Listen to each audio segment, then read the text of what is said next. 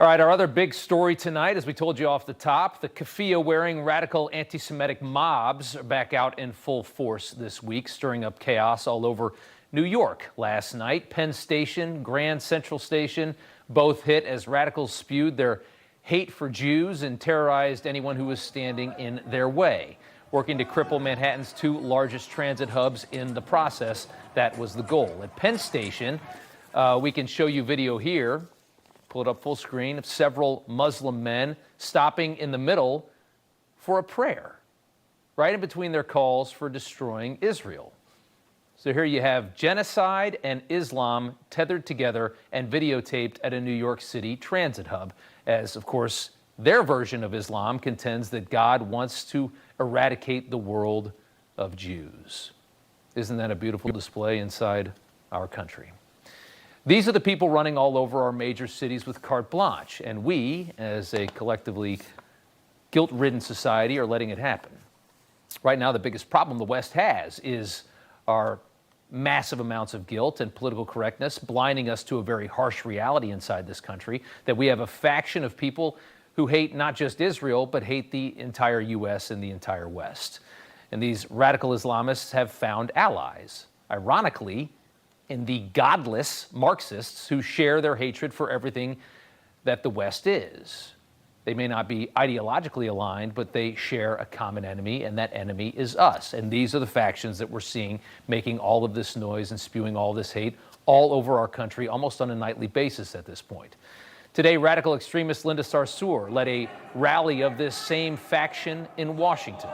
Some video here from Marjorie Taylor Greene, raiding part of the Capitol before several people were arrested. This is what it looked like. Now, we're all supposed to say that there's a right to protest. We're supposed to applaud that and what we've seen almost nightly in New York since October 7th as part of the American experience, right? Freedom of religion, freedom to protest.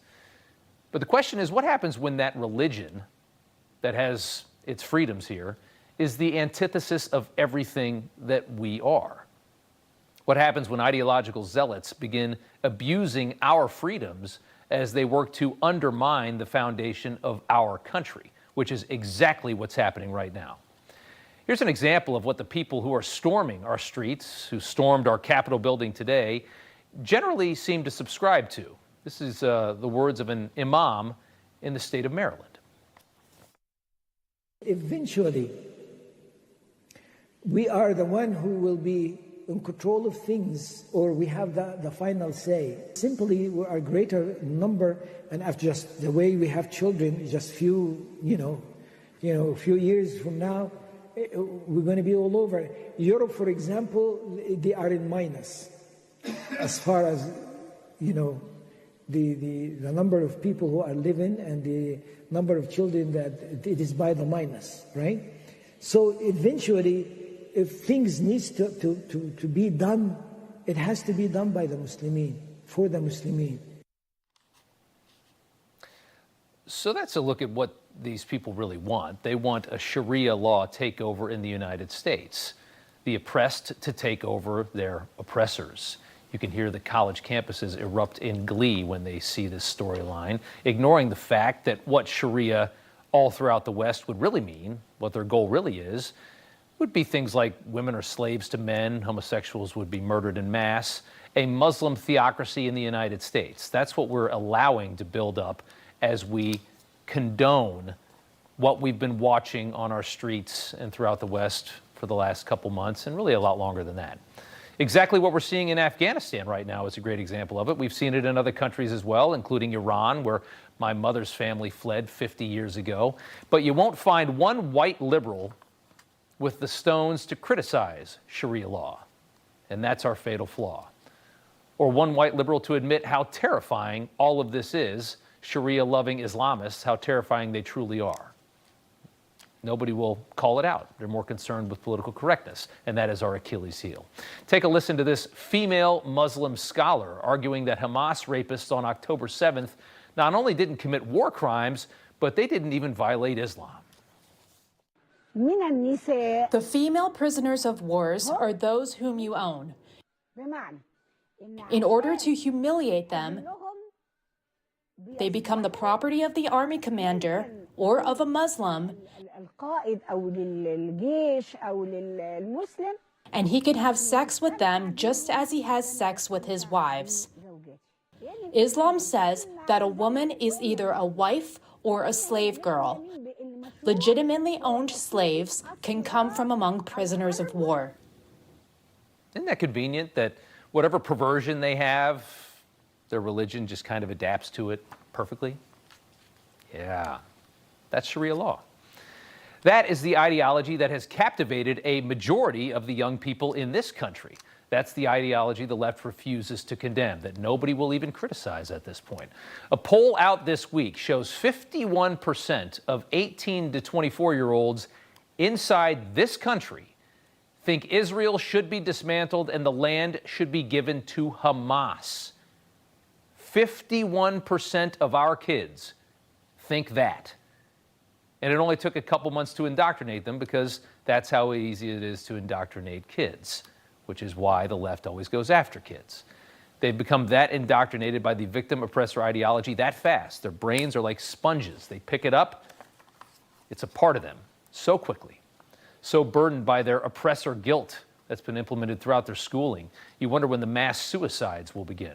The West is welcoming the greatest threat we face, too scared to call it out, worried about being labeled racist by the New York Times. The same ideology that brought us 9/11. The United States and the West have no business as a safe harbor for this filth, and some are starting to say what so many of us are feeling. The strongest voices right now are in Europe, a collection of nations rapidly losing their culture to forced migration from Muslim-majority countries. In the Netherlands, one of the world's most liberal countries, the burden of Western guilt has finally been removed. The reality was simply too much to bear. The capital in the Netherlands is now 17% Muslim, and from most of the nation's political leaders, you just hear some load of nonsense like diversity is our strength. But the people grew tired of rolling their eyes and playing along with that, and in came a man named Geert Wilders, who cut the BS, the PC BS, and save his country. Take a listen. Islam preaches hatred, propagates violence, and is barbaric and violent by nature. It wants all Muslims to submit. It is incompatible with freedom as we know it. And nothing will ever change that. That's why we should de-Islamize our societies in order to stay free nations. No appeasement, no concessions, but vigilance, perseverance, and strength against barbarism is the one thing we should do, and I hope with your support. Incompatible with the way of life that we know. How satisfying it is to hear somebody finally say the truth, to see somebody unafraid saying what everybody is thinking. Italy's new prime minister sounds very much the same. I think that there's a problem of compatibility between Islamic culture or a certain interpretation of Islamic culture and the rights and values of our civilization. It does not escape my mind that most of the Islamic cultural centers in Italy are financed by Saudi Arabia. Saudi Arabia is a nation that at home applies Sharia, and Sharia means lapidation for adultery, death penalty for apostasy, death penalty for homosexuality.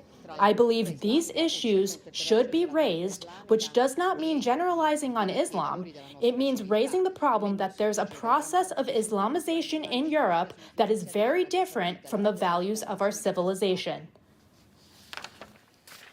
There you have it. A population tired of forced assimilation with the unsophisticated masses of the world, sick of being guilted into a lesser quality of life by politicians who remain totally unaffected by their ridiculous agendas. 7 years ago, the European government under Angela Merkel bowed to its collective guilt and delivered a gut punch to itself and to Western sophistication. They opened the floodgates. Across Europe, incidents of rape skyrocketed. Quality of life plummeted. Crime was everywhere. In Germany, Muslim refugees were physically groping random women at public pools because in their culture, that kind of thing is totally allowed. Women are simply property. It got so bad, the government of Germany had to put up signs reminding refugees, hey, you can't just grab women wherever you want. Stop physically assaulting women. Nice. Europe imported a full-scale disaster just so its leaders could claim virtue and pose as inclusive. How much of this same nonsense will the United States put up with all through our streets almost nightly at this point before we finally get real?